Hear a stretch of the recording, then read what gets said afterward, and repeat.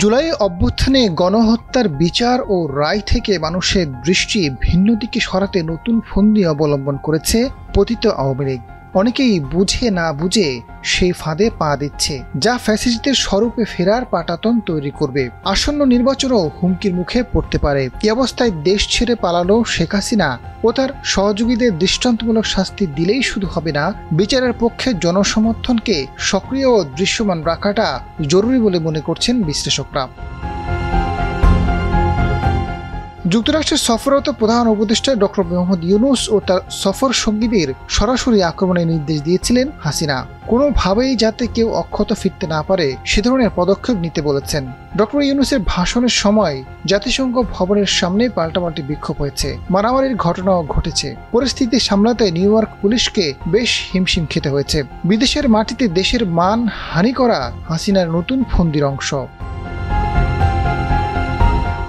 ক্ষমতায় থাকাকালে বড় কোনো ইস্যু চাপা দিতে পরিকল্পিতভাবে নানা ঘটনা ঘটাতো হাসিনা সরকার। এবার নিউ ইয়র্কে ডক্টর ইউনূসের সফর ম্লান করতে বড় পরিকল্পনা ছিল।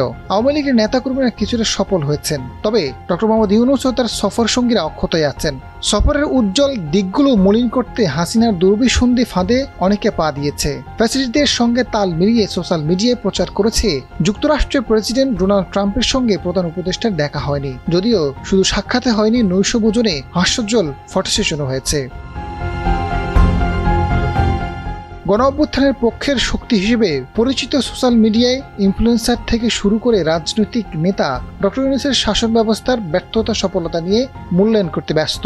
অথচ ভারতের আধিপত্যবাদী শক্তির চোখে চোখ রেখে কথা বলেছেন তিনি, যে কারণে ভারত ও হাসিনার প্রধান শত্রু ডক্টর মোহাম্মদ ইউনূস ও তার সরকার। তিনি দুর্বল হলে, জনগণের আস্থা হারালে শক্তি সঞ্চয় করবে পতিত শক্তি, দেশকে অস্থিতিশীল করার সুযোগ পাবে। বিশ্লেষকরা বলছেন, গণঅভ্যুত্থানের পক্ষের শক্তি হিসেবে পরিচিত অনেকে সাধারণ বিষয়কে ইস্যু বানিয়ে অনেক গুরুত্বপূর্ণ বিষয়কে পাশ কাটিয়ে যাচ্ছেন।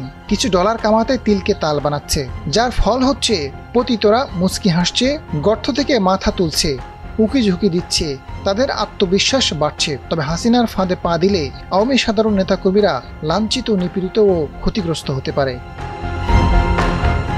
আজাদ ফারুক, ডেস্ক রিপোর্ট, সময়ের আলো।